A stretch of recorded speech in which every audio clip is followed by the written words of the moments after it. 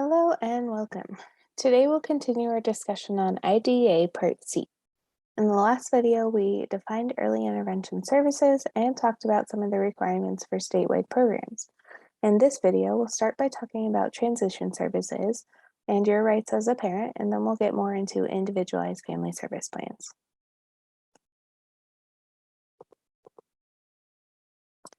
Part C is clear that it's really up to the parents to decide if their child is going to continue receiving services through early intervention or through preschool once they turn 3 years old. Technically, the kids are eligible to receive early intervention services until they're eligible by state law to enter kindergarten.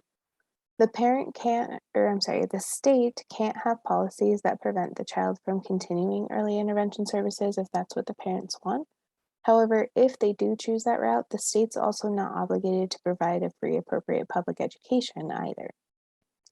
IDEA requires that states provide an annual notice to parents of children with disabilities that includes a description of their rights to elect to receive early intervention services and an explanation of the difference between the two options. It should detail the types of services, the location where they'll be provided, procedural safeguards, and possible costs of each choice. Parents need to be fully informed. Like we talked about in the first Part C video, early intervention services have to include an educational component that promotes school readiness, pre-literacy, language, and numeracy skills. Parents have to provide written consent to the state with their decision between 9 and 90 days of services ending. For example, if the child's turning 3 on February 1st, the parents can inform the state as early as 90 days prior to that date or as late as 9 days before the birthday. All early intervention services outlined in the Individualized Family Service Plan have to continue through the eligibility and transition process. So Part C breaks down what the family is entitled to during the early intervention process. First, the infant or toddler and their family is entitled to a full multidisciplinary assessment of the child's unique strengths and needs, as well as identification of appropriate services to meet those needs. The assessment really needs to be family directed. It should consider the family's resources, priorities, and their concerns to help identify what supports and services the family needs in order to maximize them meeting the developmental needs of the child most effectively. Once the evaluation is complete, there has to be a written Individualized Family Service Plan, or IFSP, that specifically outlines all the services for the child and family, including transition services. As a parent, you have a right to give input and be actively involved throughout this process. You know your child and your family best, so your input is very valuable. IDEA dictates that the plan needs to be developed within a reasonable time after assessment, though it doesn't actually define what that means. Parents can consent to begin services prior to the plan actually being written if they choose. The family and service should be re-evaluated annually. Additionally, the family should be provided with a review of the plan and progress every 6 months or more if necessary. We know that children change and develop very quickly at such a young age, so if you feel like their needs are changing or your needs as a family are changing before the scheduled review or evaluation, be sure to let your team know. Each IFSP has to include the following elements according to Part C. First, it should have a statement describing the infant or toddler's present levels of physical, cognitive, communication, social or emotional, and adaptive development based on objective criteria. It needs to have a statement of the family's resources, priorities, and concerns as it relates to enhancing the child's development, too. Another statement needs to reflect the child's goals and outcome measures that will be used to track progress. Goals, again, have to include a pre-literacy and language component. We talked about how the law requires services to be delivered in the most natural environment possible. The IFSP has to include the extent to which services won't be provided in natural context and a justification as to why. The plan needs to detail early intervention services that are based on peer-reviewed research, including frequency, intensity, and delivery method.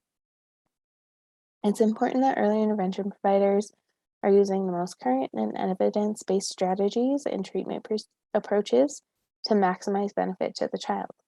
In addition to describing what they will do, the plan needs to define when in terms of anticipated start date, length, duration, and frequency of services. Finally, the plan should identify who the service coordinator will be. This person will be in charge of implementing the plan and coordinating with all the appropriate agencies, including during that transition period. The law requires that the IFSP be fully explained to parents. It's also your right as a parent to choose which services you want to consent to and which you do not. The team has to take that into consideration and only provide those for which you give consent. According to IDEA, the family has to be included in transition planning as well. The lead agency involved is responsible for informing the district in which the child lives when they are going to soon become eligible for preschool services.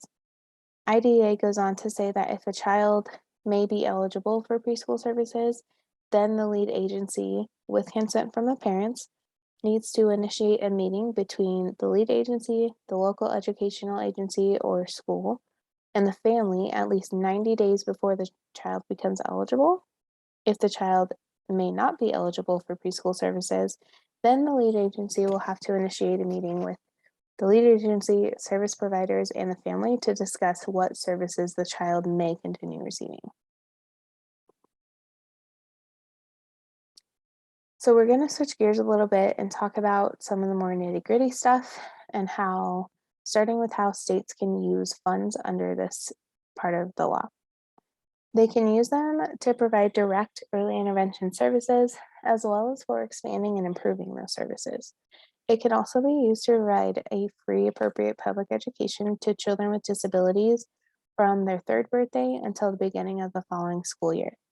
Kids often become eligible for preschool mid-year, and they can start as soon as they become eligible if that's what the parents want. The funding is just going to continue under Part C until they start their full year in school. Then it'll become funded under Part B. If the parents choose to keep their children home during to continue receiving early intervention services, that'll continue to be funded through Part C until the child becomes eligible for kindergarten under state law. That stuff doesn't matter too much, but it's just good to know. Not all states actually provide early intervention services, in which case states can use these funds to help initiate and expand efforts to identify and evaluate at-risk infants and toddlers. If you watch my Part B videos, you're already aware of procedural safeguards, but for those who have not, procedural safeguards are a set of provisions designed to protect the rights of children with disabilities and those of their parents. A copy of these are given to parents at several times throughout the child's educational experience. Part C states that resolution of complaints raised by parents has to be timely. If either party is aggrieved by the ultimate findings, they can pursue civil actions. Procedural safeguards also ensure the right to confidentiality of personally identifiable information. This includes, the rights of parents to written notice and written consent to the exchange of information among agencies. Furthermore, procedural safeguards protect the right of parents to accept or deny early intervention service without losing other services. So that's what we talked about before with saying that parents have the right to choose to accept certain services while not give consent for others. For example, a parent could agree and consent to occupational therapy while denying something like physical therapy. Another safeguard listed is the parent's right to view all of their child's records, which includes assessments, screening, eligibility determinations, and the development and implementation of the IFSP. If a parent can't be found with reasonable effort, or if the child is a ward of the state has to have procedures in place to protect the child. This includes provisions to assign an unbiased individual to represent that child's educational interests and make educational decisions. Unbiased means it can't be anybody who's involved with the state agencies or any of the service providers. Procedural safeguards require that written prior notice be provided to parents whenever the state agency or service provider proposes to initiate or change or refuses to initiate or change the identification, evaluation, or placement of an infant or toddler with a disability. It also applies to the provision of early services.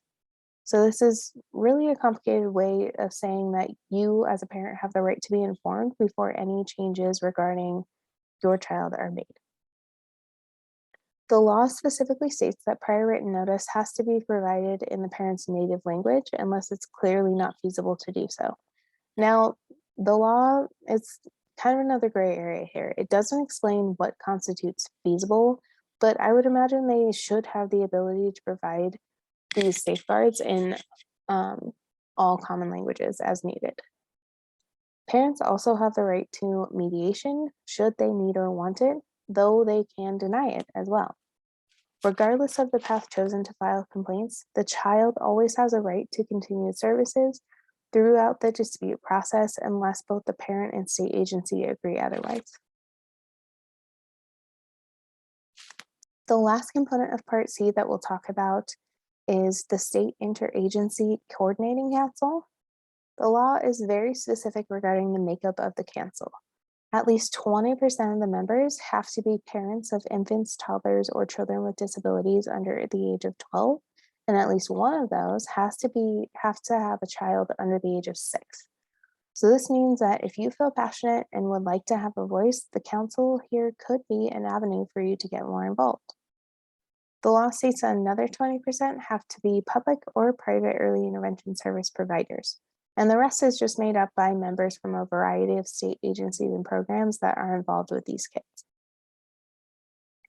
IDEA requires that the council meets at least quarterly. These meetings do have to be publicly announced and publicly accessible. So if you don't want to be tied down to the council as a member, you can still show up to the meetings.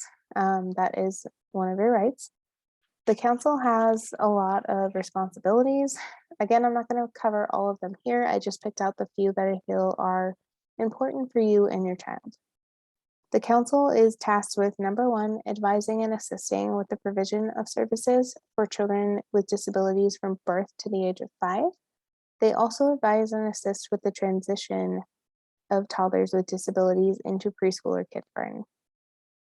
Finally, each year, the state Interagency Coordinating Council has to prepare and submit an annual report to either the governor or secretary on the status of early intervention programs for infants and toddlers with disabilities. So essentially, they are responsible for monitoring what is going on, and this process helps to ensure that services are being provided adequately and effectively. So that concludes our review of IDEA Part C. I hope that now as a parent you feel more educated on your rights so that you can better advocate for your child's unique needs.